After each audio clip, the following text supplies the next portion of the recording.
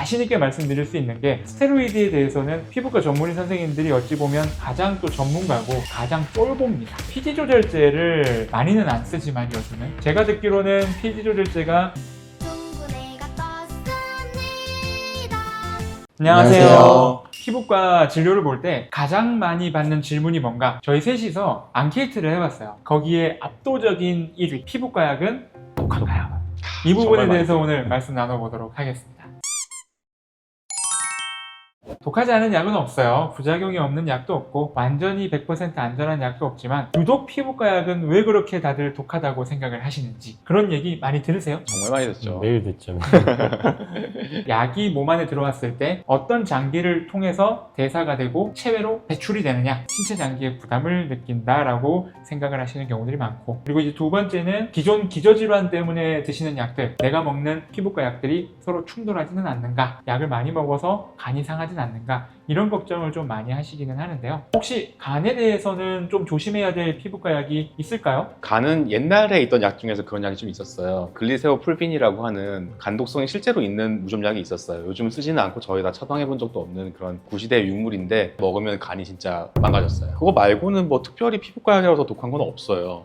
간독성이 있는 약은 분명히 있지만 그거는 모든 과에서 쓰는 약들이다. 그러니까 피부과 약이라고 유독 더 독할 건 없고, 물론 이제 간이 안 좋으신 분들은 용량을 조절을 하거나 아니면 피해야 될 약들이 있는 건 사실이거든요. 그걸 꼭 피부과에 국한해가지고 더 독하다, 이런 약들은 사실 크지는 않는 것 같아요. 글리세오 풀빈 포함해서 우리 뭐 이트라코나졸 같은 발톱무좀에 복용하는 약들이 간을 통해서 대사가 되기 때문에 간 기능에 대한 모니터링이 좀 필요하다고 들었는데, 원장님들은 무좀약 처방할 때 간 기능 검사를 좀 하시나요? 저는 하는 편이에요. 그래서 3개월 정도 복용하잖아요. 그건 많게는 3번 정도 간 수치 검사해보고 있습니다. 그러면은 실제로 약을 복용을 했을 때 간 수치가 대부분 올라가나요? 이상이 있는 경우는 거의 없고요. 약 때문이기라기보다는 다른 요인 때문에 올라가는 경우가 더 많은 것 같아요. 그래서 실제로 간이 나빠져서 약을 못 드시는 경우는 잘 없는 것 같습니다. 제가 간 수치가 되게 많이 올라간 적이 있거든요. 타이레놀 간대사잖아요. 타이레놀을 이렇게 좀 먹고 건강검진했는데 400이 나오더라고요. 물 많이 마시고 운동하고 다시 재니까 정상으로 돌아오긴 했어요. 흔히 올라갈 수 있는 거죠. 타이레놀은 약국뿐만이 아니라 편의점에서도 맞아요. 살 수 있는 약인데, 사실 그런 약들도 간에 데미지를 줄 수 있기는 한 거거든요. 과복용, 약을 먹으면서 술을 드신다거나 이런 이벤트가 아닌 이상에는 피부과 약이라고 해서 더 독할 건 없다, 저는 그렇게 생각을 해요. 고민을 많이 해봤거든요. 왜 우리 과한테 이런 이제 누명이 씌워졌느냐. 스테로이드를 좀 저희가 처방한 경우가 좀 있잖아요. 그거에 대한 영향도 좀 있는 것 같고, 글리세오 풀빈 같은 옛날 약들에 대한 이제 속설 같은 것들이 있어서 큰 근거 없이 생긴 그런 약인 것 같아요. 그 약도 있어요. 뎁손.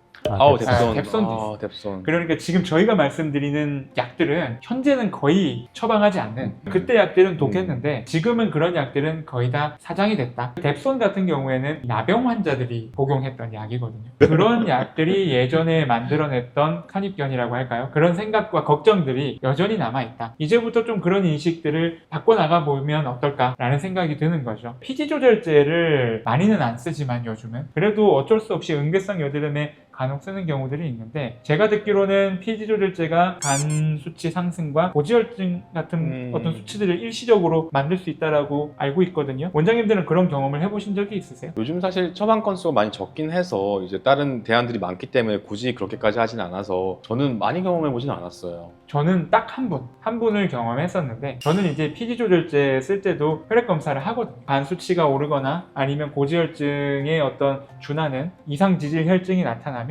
약을 중단하면 돌아오세요. 그리고 우리가 피지 조절제 여드름 약을 드시는 분들은 대부분 기저질환이 없고 젊은 분들이거든요. 크게 걱정하실 건 없다라는 얘기를 드리고 싶지만, 우리가 그런 부분에 대한 경계는 피부과 약뿐만이 아닌 모든 약에서 필요하다, 이렇게 한번 정리를 해보고 싶습니다. 기저질환 중에 당뇨병이 있는 분들은 조심할 필요가 있긴 해요. 저희가 스테로이드를 바르거나 이제 먹는 걸 쓰는데 당이 조금 오르긴 하거든요. 그래서 그런 경우는 조금 당 체크 잘 하시고 미리 말씀해 주셔야 돼요. 뭐 다른 과 약 다 마찬가지지만요. 제가 꼭 드리고 싶은 말씀이 있는데, 피부과에서 스테로이드 처방 받거나 바르는 스테로이드 드리면 되게 싫어하는 분 계신데요. 아무것도 없는데 먹으면 안 좋겠지만은 지금 막 피부병이 나서 몸에 불이 나고 있는데 소화기를 뿌려야 되는 거예요. 나는 스테로이드 안 먹는다. 안 바른다. 이건 좋은 방법이 아니에요. 그러니까 집에 불이 났는데 소화기를 뿌리면 바닥이 더러워지니까 나는 소화기 안 쓸래요랑 똑같은 거거든요. 전문의의 처방을 받고 안전하게 스테로이드 먹는 거 괜찮으니까 너무 싫어하지 마세요. 금방 끝낼 수 있는 걸 이렇게 병을 크게 만들어서 오시는 분이 있으니까 일단은 뭔가 문제가 생기면 빨리 오시는 게 좋아요. 그리고 뭐 약 처방하는 거는 충분히 의사분들과 상의해서 결정할 수 있으니까 걱정하실 건 전혀 없다고 생각해요. 그리고 저희 피부과 전문의 선생님들 다 마찬가지겠지만 사실 피부과에서 쓰는 약들이 많지가 않잖아요. 그래서 약 자체도 많이 쓰지 않고 거의 부작용 없는 약들 위주로 쓰니까 다들 이제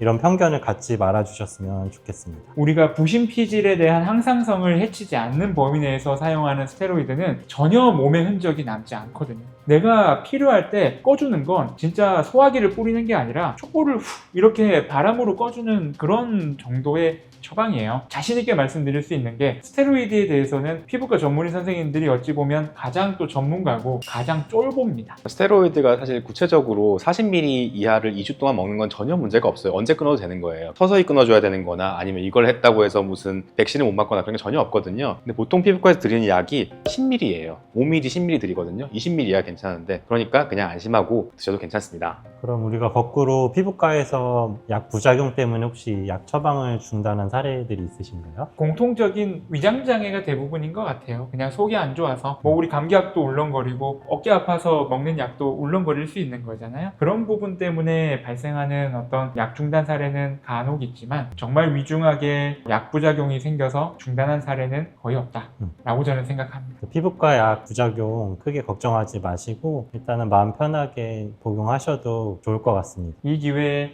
피부과 약에 대한 공포에서 좀 벗어날 수 벗어납시다. 있으면 좋겠어요. 오늘 영상이 도움이 되셨다면 좋아요, 구독, 알림 설정 부탁드리겠습니다. 감사합니다.